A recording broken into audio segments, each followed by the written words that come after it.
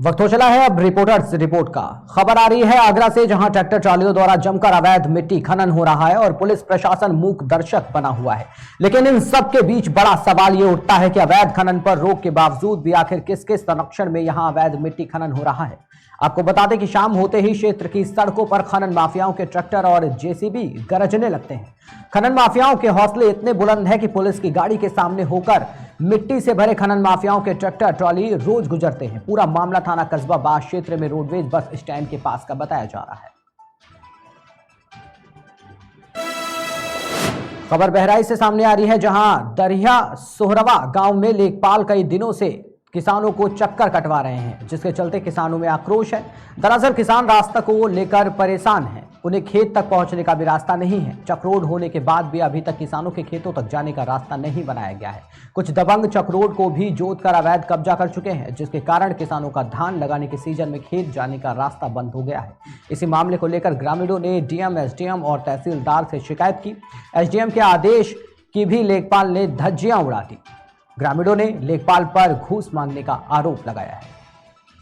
SDM साहब के यहाँ दरखास्त दिए थे चक्रोड के लिए, चक्रोड फिर उसके बाद तहसीलदार साहब के यहाँ दिए, तहसील उसके बाद में आदेश कर दिया। दोनों लोग लेखपाल साहब एक दिन आए नापने के लिए, उसके बाद उन्होंने कहा कि बाद में आएंगे नापने। आजकल बता रहे हैं लेखपाल हैं संतोष मिश्रा, कह रहे हैं 10,000 दोगे तब नापने आएंगे। और चक्रोड के लिए हमको बहुत दिक्कत है, दिक्कत कम से कम 1 साल हो गए।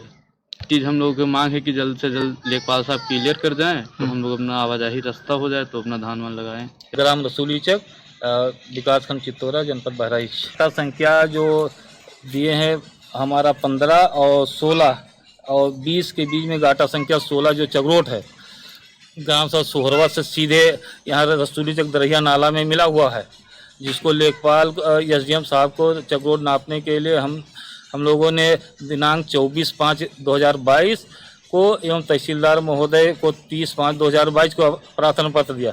लेखपाल एक बार आकर के नापे हैं, उसके बाद कहने कि 10,000 रुपया दीजिए तब हम चक्रोड नाप के निकालेंगे, नहीं तो आप लोगों के चक में निकाल देंगे। अगली खबर बहराइच से है, जहां दबंगों ने एक युवक की जमीन पर अवैध कब्जा कर लिया। यहां दबंगों ने बाबा के बुलडोजर का जरा भी डर नहीं दिखाई दे रहा है। आपको बता दें कि पीड़ित ने ग्राम प्रधान और दबंगों पर अवैध तरीके से जमीन कब्जा करने का आरोप लगाया है। वहीं पीड़ित ने लेखपाल पर फर्जी रिपोर्ट लगाने का आरोप भी लगाया है। पीड़ित एसडीएम और डीएम को अवैध कब्जे की शिकायत कर चुका है, लेकिन उसे अब तक न्याय नहीं मिला है। पीड़ित न्याय के लिए दर दर की ठोकरें खाने को मजबूर है। ये पूरा मामला कैसरगंज तहसील इलाके के भैसाही परगना हिसामपुर का है। हमारा नाम गोली है। हाँ। पिता का नाम सरताज है। हाँ। थाना हुजूरपुर, जिला बहराइच, तहसील केसरगंज और परगना हिसामपुर हमारा है। हमारा ज़मीन 178 गाटा संख्या है। उस पर चमधान ने नेकपाल नाप कर चमधान को कब्जा करवा दिया गया है। नेकपाल प्रधान ने तो ज़मीन पर कब्जा करवा दिया गया है। प्रधान कौन है? प्रधान फतेन सिंह है। और मैं 4 बार दौड़ता हूँ, लेकिन हमारी सुनवाई आज तक कहीं नहीं हुई है। हमारा मैं जिला पे गया और तहसील में गया, लेकिन सुनवाई कोई नहीं होती है, ना थाने में कहीं सुनवाई नहीं होती है। खबर फिरोजाबाद से सामने आ रही है, जहां बाइक सवार 3 युवक सेल्फी लेने में व्यस्त थे। इस दौरान उनकी बाइक एक प्राइवेट बस से टकरा गई, जिसके चलते बाइक के परखच्चे उड़ गए। वहीं बाइक सवार 3 लोगों की मौके पर ही मौत भी हो गई। चलती बाइक पर स्टंट करना इन लोगों को काफी भारी पड़ गया।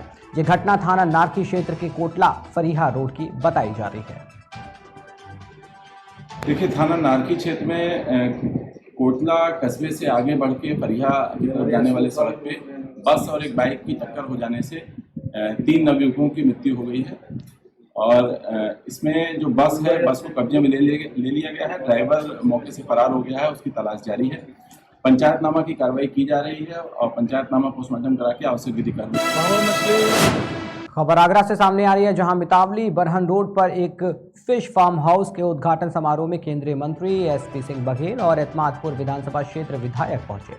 केंद्रीय मंत्री ने फीता काटकर फार्म हाउस का उद्घाटन किया, जिसके बाद उन्हें फूल, माला और बुके देकर सम्मानित किया गया।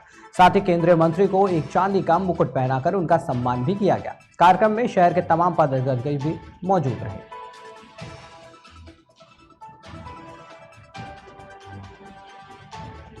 मांगुर मछली जो है वो देसी मांगुर और एक है आपकी जो प्रतिबंधित मांगुर है, अलग अलग हैं जी।